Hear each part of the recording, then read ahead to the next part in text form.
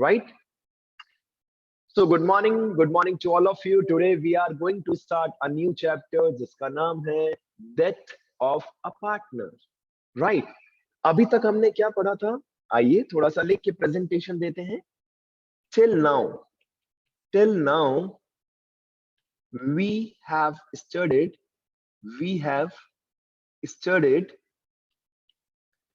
क्या क्या पढ़ा हमने बच्चों? फंडामेंटल पढ़ा सर, जिसमें बेसिक हमने P&L एप्रोप्रिएशन एंड ऑल सब कुछ बनाया. देन वी स्टडीड कि अगर पार्टनर्स का रेशियो चेंज हो जाए तो क्या अकाउंटिंग ट्रीटमेंट होगा, क्या क्या चीजें देखनी होंगी, राइट? फिर हमने पढ़ा अगर कोई पार्टनर फर्म ज्वाइन करता है एडमिशन तो क्या क्या चीजें सीखना पड़ेगा. फिर हमने पढ़ा रिटायरमेंट कि अगर कोई पार्टनर रिटायर हो जाए तो उसका क्या हिसाब किताब होगा. और आज हम पढ़ने जा रहे हैं बच्चों क्या कि सडनली अगर किसी पार्टनर की क्या हो जाए, डेथ. और अचानक से ही होती है बेटा, राइट? फिर यहाँ पर फिर भी कुछ लिमिटेशंस दिखेंगी, कुछ लिमिटेड चीजें दिखेंगी. रियल लाइफ में कुछ ज्यादा हो सकती है. वैसे मैक्सिमम हम जो कवर अप करेंगे वो प्रैक्टिकल ओरिएंटेड ही होगा, राइट? तो इसके ऊपर थोड़ा सा डिस्कशन करते हैं. Suppose in between the year, और हम सब मिलकर कर सकते हैं यहाँ पर क्वेश्चंस बेटा, दिमाग लगा सकते हैं बहुत अच्छे से. Suppose in between the year a partner dies his nominee, या फिर इससे अच्छा लिखते हैं, एक मिनट रुकिए. Suppose in between a partner dies there are many things which a firm has to give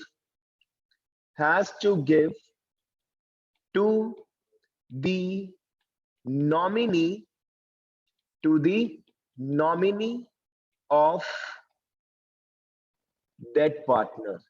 अब बच्चा कहेगा sir nominee means what? Real life में हर जगह ये वर्ड यूज होता है. नॉमिनी मतलब जिसका नाम पार्टनर ने पहले से लिख रखा था कि भाई अगर मेरी डेथ हो जाए तो जो भी मेरा ड्यूज है वो किसे मिलना चाहिए? मेरे नॉमिनी को. वो हो सकता है हस्बैंड, वाइफ, ब्रदर, सिस्टर, कोई भी, मेरा बच्चा हो अगर, whatever इट डिपेंड्स, राइट? तो अगर अचानक से एक पार्टनर की डेथ हो जाती है बच्चों, तो ये रिस्पॉन्सिबिलिटी बनती है किसकी? फर्म की, कि भैया जिस पार्टनर की डेथ हुई है उसके नॉमिनी को क्या दिया जाए? उसका ड्यूज अमाउंट, जो भी whatever, there are many things. तो चलिए डिस्कशन करते हैं थोड़ा सा. एक नाम लिख रहा हूं मैं सबसे पहले. इसका मतलब क्या है आपके दिमाग में क्लियर रहना चाहिए. देखिए बच्चों, मैंने क्या नाम लिखा? Deceased partner. मैंने वर्ड लिखा डिसीज पार्टनर, मतलब जिसकी डेथ हुई है. The partner who dies known as deceased partner. जिसकी डेथ हुई है उसे हम क्या कहते हैं बच्चों? Deceased partner. डिजीज्ड वर्ड मत बोलना, डिसीज्ड वर्ड बोलना, ठीक है बच्चों? इसमें कोई प्रॉब्लम नहीं होनी चाहिए, राइट? अब अकाउंटिंग लैंग्वेज में नॉमिनी के एक से दो और नाम है, कंफ्यूजन मत रखना. Nominee, the person who get all the benefits on behalf of deceased partner, from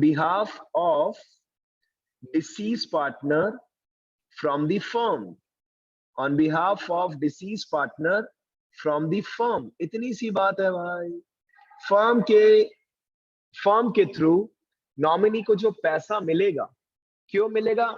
A B सी तीन पार्टनर थे, सी की डेथ हो गई तो सी का पैसा किसको मिलेगा? उसके नॉमिनी को मिलेगा. और नॉमिनी के एक दो और नाम भी है, वो भी मैं आपके सामने लिख रहा हूं. नंबर 1, एक नाम उसका जो है दैट इज लीगल रिप्रेजेंटेटिव, या फिर हम कह सकते हैं एग्जीक्यूटर. एक ही बात है बच्चों, डिसीज पार्टनर, एग्जीक्यूटर, सबका मीनिंग सेम ही है बच्चों. ठीक है। अब क्वेश्चन ये अराइज होता है, सर उसे क्या क्या बेनिफिट्स मिल सकते हैं, what are the various benefits to be given या that can be given to the deceased partner. जरा ध्यान से सोचना कि भाई एक पार्टनर जिसकी डेथ हो गई, आखिर उसे फर्म से क्या क्या मिल सकता है। ठीक है, स्टार्ट करें बच्चों, डिस्कशन स्टार्ट करें, यही सीखना है आपको। 1 मिनट रुकिए बच्चों प्लीज। ठीक है बेटा, आपके मन में कुछ क्वेश्चंस अराइज होने वाले हैं, थोड़ा सा वेट करना, हो सकता है आप अपने आप ही समझ जाएंगे सब कुछ जो मैं पढ़ाने वाला हूं आज, और कल कल में चैप्टर खत्म हो जाएगा। कंफर्म्ड, कंफर्म्ड बेटा। आइए, जो पार्टनर डिसीज पार्टनर है, आखिर उसे फर्म से क्या क्या बेनिफिट मिल सकते हैं। Number 1, balance of capital. Balance of capital. Of course जो पार्टनर जिसकी डेथ हुई है, उसकी कैपिटल तो मिलेगा ही मिलेगा, और उसे नहीं मिलेगा, उसके नॉमिनी को मिलेगा, क्योंकि वो तो अब हमारे बीच नहीं रहा। सेकंड बेनिफिट क्या मिल सकता है, revaluation profit oblique loss.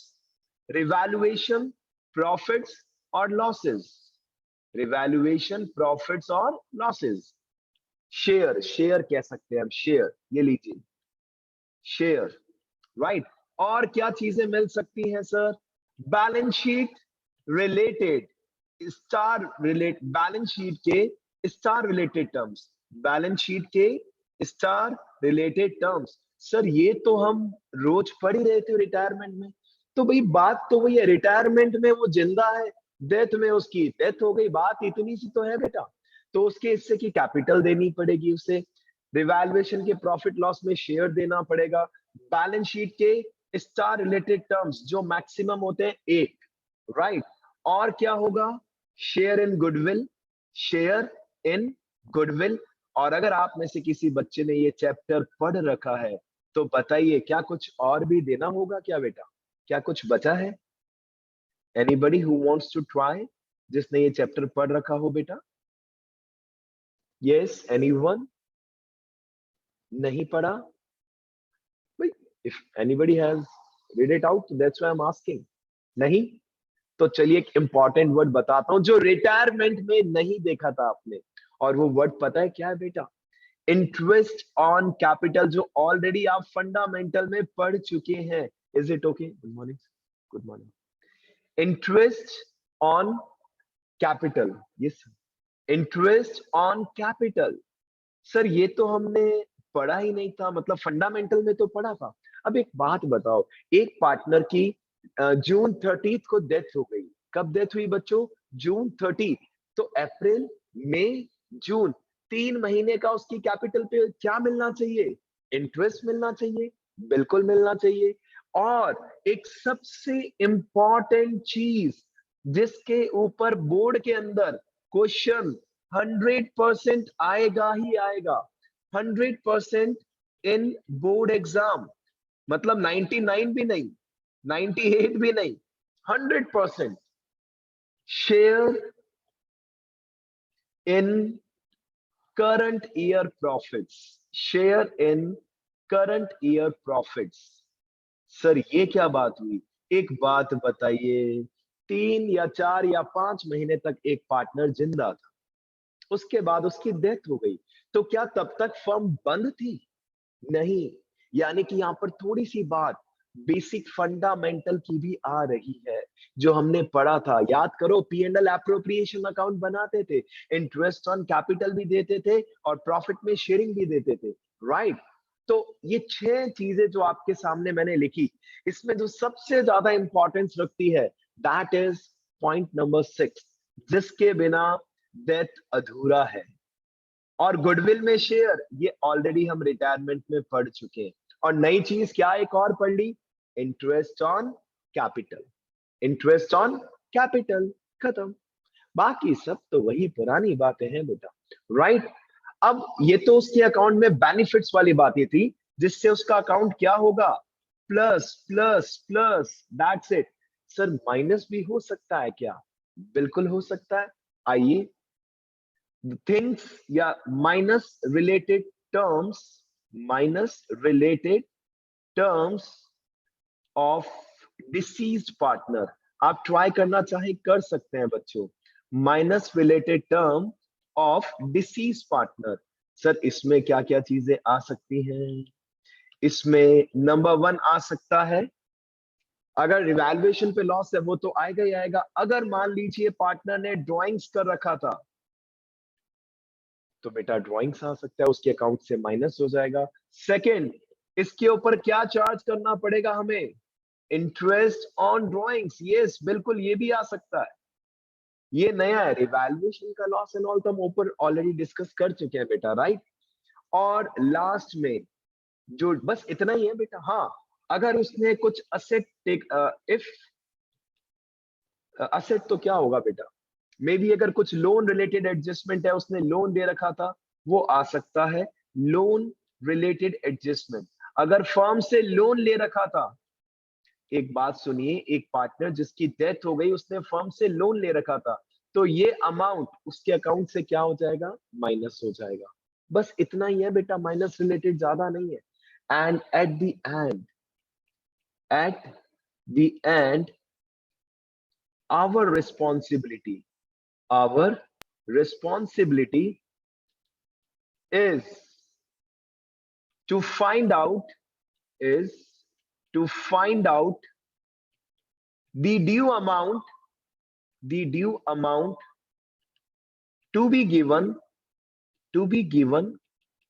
to the executor oblique nominee oblique legal representative of deceased partner. अब मैं आपको एक चीज क्लियर कर देता हूं, ध्यान से सुनना. जर्नली वैसे फैक्ट ये है कि यहां पर इन दिस चैप्टर, ध्यान से सुनना बच्चों, अब इंपॉर्टेंट बात, in this chapter the responsibility, again I am telling you, the responsibility of a student, पहली रिस्पॉन्सिबिलिटी क्या बनती है बच्चों, बच्चे की, आप सभी की, टू प्रिपेयर रिवैल्यूएशन अकाउंट. जरा ध्यान से सुनना बेटा. पहली responsibility revaluation account, which is 100% safe, जो हम ऑलरेडी पढ़ चुके हैं. किसमें? चेन चैप्टर में पढ़ा, एडमिशन में पढ़ा, रिटायरमेंट में भी पढ़ा. इसमें कोई चेंज नहीं है sir. It is 100% same. Second responsibility, जरा ध्यान से सुनना बेटा, जो मैं लिख रहा हूं आपके सामने please. Deceased partners capital account. Deceased partners capital account. Sir इसका क्या मतलब हुआ?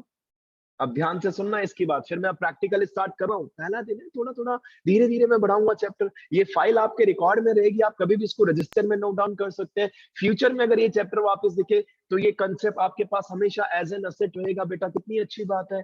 Generally in case of death, the remaining living partners prefer to make deceased partners capital account instead of all partners capital. आप समझे इसका मतलब?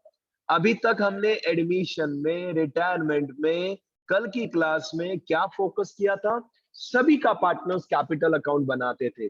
But यहां जो रिमेनिंग पार्टनर्स है, ये कहते हैं भाई डिसीज पार्टनर का कैपिटल अकाउंट बना दो.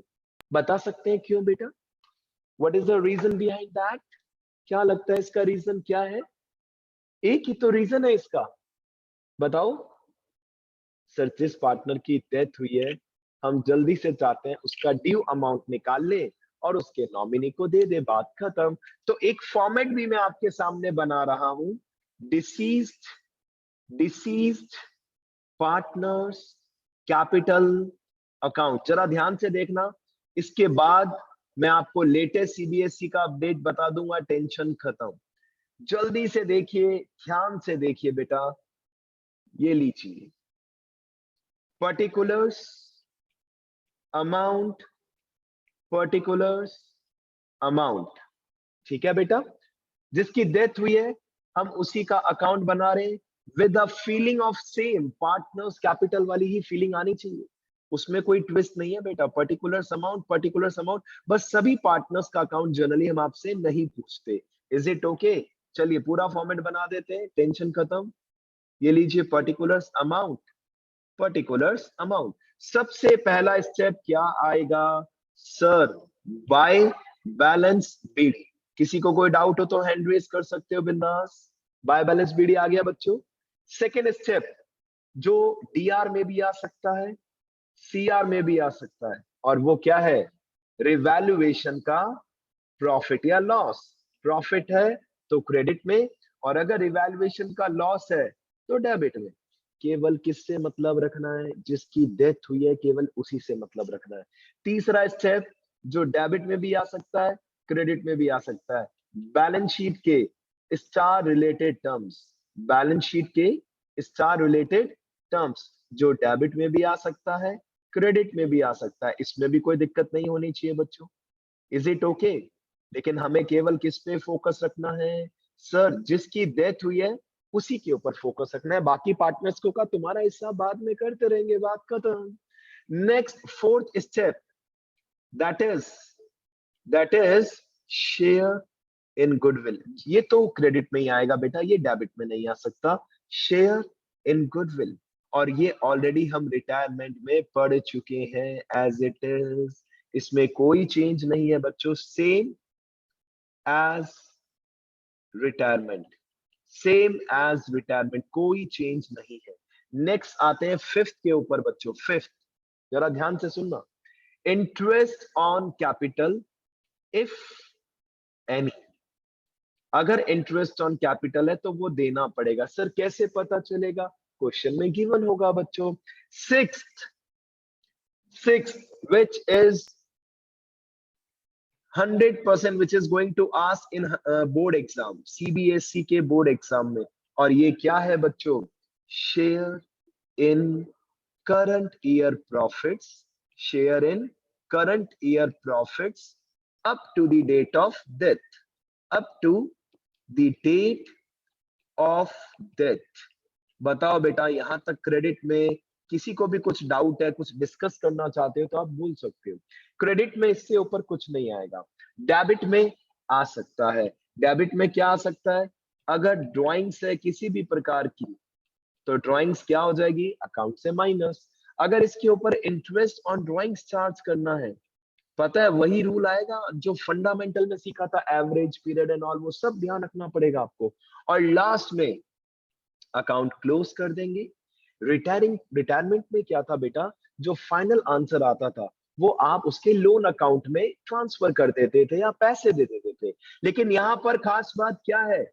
जिस पार्टनर की डेथ हुई है उसको हम पैसा दे ही नहीं सकते। इसका ड्यू अमाउंट इसके एग्जीक्यूटर अकाउंट में ट्रांसफर किया जाएगा to deceased partners, to deceased partners executor account, to deceased partner executor account, final due amount। Got it? ये लो पूरा हो गया। अब किसी के मन में डाउट है क्या बेटा? प्लीज बताओ ना। Anybody who is having any type of doubt? Instead of partners capital हमने एक छोटा सा अकाउंट बनाया, जिसकी डेथ हुई है उसका अकाउंट, केवल उसी पे फोकस किया। अब जो सीबीएसई का अपडेट है, अब जो सीबीएसई का अपडेट है वो ये है बच्चों, that we will ask you only short question from this chapter. हम आपसे लॉन्ग क्वेश्चन नहीं पूछेंगे। That's wonderful news for all of you बेटा, that is a good news for all of you. यानी कि बैलेंस बीडी जो पहला step है, इसकी कोई जर्नल एंट्री नहीं, रिवैल्यूएशन हम यहाँ पूछ ही नहीं सकते। हम अगर यहाँ कुछ पूछेंगे 99.99% एक ही चीज पूछेंगे, दैट इज, भाई जब करंट ईयर में डेथ हुई तो जिस पार्टनर की डेथ हुई है उसका गुडविल में हिस्सा बता दो या उसका करंट ईयर का प्रॉफिट में हिस्सा बता दो, राइट? तो गुडविल का हिस्सा तो सेम है जो हमने रिटायरमेंट में पढ़ा। जो हमें मेन पढ़ना है इस चैप्टर में, only short question will be asked, only short question will be asked in current year board exam. तो that is a wonderful news बेटा, in current year CBSE exam. कितनी अच्छी बात है बच्चों, ये इससे अच्छी तो कोई बात ही नहीं है। लेकिन इसको पढ़ना पड़ेगा और इसको भी इजीली आप अचीव नहीं कर पाएंगे, दिमाग पूरा लगाना पड़ेगा। आइए पढ़ते हैं, इसको स्टार्ट करते हैं। Share of deceased partner, share of deceased partner in current year profits। चलिए मैं चाहता हूं रेंडमली कोई भी बच्चा पार्टिसिपेट करे। कोई बच्चा पार्टिसिपेट करना चाहेगा बेटा, जिससे अकाउंट्स थोड़ी बहुत आती है, थोड़ी बहुत, ज्यादा नहीं, थोड़ी बहुत भी। यस एनीबडी, कोई करना चाहेगा participate? Anyone? Neeraj, Manish, Rahul? Yes Bhanu, आओ भानु। यस ठीक है, दैट्स गुड। भानु को करने दो बेटा, राज तुम तो रोज करते ही हो बेटा। यस यस भानु, थोड़ी बहुत आती है सर। हाँ ठीक है, गुड बेटा, हमें इतना ही चाहिए, डोंट वरी। एक बात बताओ बेटा, ईयर का जब एंड होता है, भूल जाओ रिटायरमेंट डेथ, आप पार्टनरशिप में काम कर रहे हो, ईयर का एंड हुआ बेटा, अब आपको अगर प्रॉफिट बांटना है तो आप कौन सा अकाउंट बनाओगे? बस इतना बता दो बेटा, आज तक जो भी आपने पार्टनरशिप में पढ़ा है। Closing account. एक अकाउंट बनाते हैं, फंडामेंटल में हमने आपको बताया था सबसे बेसिक अकाउंट, क्या था उसका नाम? Partners capital account. वो तो बाद की बात है। पैसा किस में बांटते हैं? पैसा, yes Manish, anyone anyone anyone anyone? P&L appropriation account। Very good, 100% P&L appropriation account, बिल्कुल सही जवाब है, P&L appropriation। बट यहां पर अचानक से एक पार्टनर की डेथ हो गई बेटा, अचानक से, मे बी 1 महीने बाद, मे बी 2 महीने बाद, मे बी कुछ दिनों बाद, कुछ महीने बाद, और अचानक से डेथ हो गई। अब उसका नॉमिनी आ रहा है, लीगल एग्जीक्यूटर आ रहा है, रिप्रेजेंटेटिव आ रहा है, और वो उम्मीद कर रहा है भाई जब तक वो लिविंग था, पहले तो देखो कुछ दिन शोक का प्रोग्राम चलता है, फिर सब मायावी दुनिया है, कलयुग चल रहा है। अग्री करेंगे ना बेटा मेरी बात से? कुछ दिनों बाद क्या होगा? जाएंगे फॉर्म के अंदर, हम अपनी पार्टनरशिप फॉर्म के अंदर, और रिमेनिंग पार्टनर्स को क्या कहेंगे? साडा हक, साडा हक, कंप्लीट तो कर दो, फिल इन द ब्लैंक। साडा हक किसी को नहीं पता, आपने मूवी नहीं देखी लगता। एथेरक, साडा हक, एथेरक, बिल्कुल है ना बेटा, बिल्कुल। तो होगा क्या, अगर ईयर एंड में किसी की डेथ होती तो हम एंट्री करते P&L appropriation account er to partners capital. याद करो, P&L एप्रोप्रिएशन का लास्ट वर्ड यही होता था। बट यहां पर ऐसा नहीं हो सकता, इसकी जर्नल एंट्री होगी P&L suspense account er, P&L suspense account er to deceased partners capital account. हम डिसीज पार्टनर कैपिटल के अंदर जो पैसा ट्रांसफर करेंगे, इसके लिए हम P&L एप्रोप्रिएशन नहीं लिख सकते। क्यों नहीं लिख सकते? क्योंकि ईयर के मिड में डेथ हुई है। तो एस्टिमेटेड बेसिस पर हम कुछ प्रॉफिट निकालेंगे और डिसीज पार्टनर को दे देंगे, बात खत्म। Share of disease partner, share of disease partner in current year profits, in current year profits. ये पहली बार नरेशन लिख रहा हूं तो थोड़ा बड़ा लिख रहा हूं ताकि आपके दिमाग में रहे। Up to the date of death, up to the date of death. तो यहां पर इंपॉर्टेंट बात क्या आती है? बच्चे के माइंड में क्वेश्चन आता है, sir why P&L suspense? The reason behind P&L suspense, जल्दी से सुनना बेटा। The reason behind P&L suspense is we know accounts, main accounts is prepared, accounts is prepared at the end of the year। जो main accounts है ये कब calculate किए जाते हैं? End of the year. Specially profits calculate करना हो, profits calculation हो या बैलेंस शीट हो, ये कब होगा? ईयर के एंड में होगा। अब suddenly if suddenly a partner dies, if suddenly a partner dies, अगर एक पार्टनर अचानक से जिसकी डेथ हो जाए, जरा दिमाग लगाना, we give him profits, we give him profits on estimated basis, on estimated basis। लेकिन ऐसे कहने से थोड़ी ना एस्टिमेटेड बेसिस हो जाएगा। इसके लिए we have two methods for calculating estimated profits। अब मैं मेन मुद्दे पे आ रहा हूं। For calculated estimated profits we have two methods।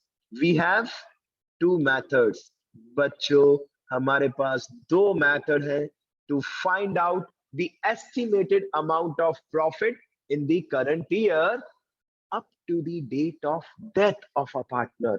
और वो दो मेथड्स कौन कौन से हैं बच्चों, जरा देख लीजिए, ध्यान से देख लीजिए। बहुत ही इंटरेस्टिंग है बच्चों, सच में कहीं पे भी कोई प्रॉब्लम नहीं है। अगर आप दिमाग से समझेंगे आप कहेंगे इट इज वेरी इजी। पहला मेथड है बच्चों, किसी को ध्यान है क्या? किसी ने पहले से पढ़ रखा हो? कोई शेयर करना चाहता हो?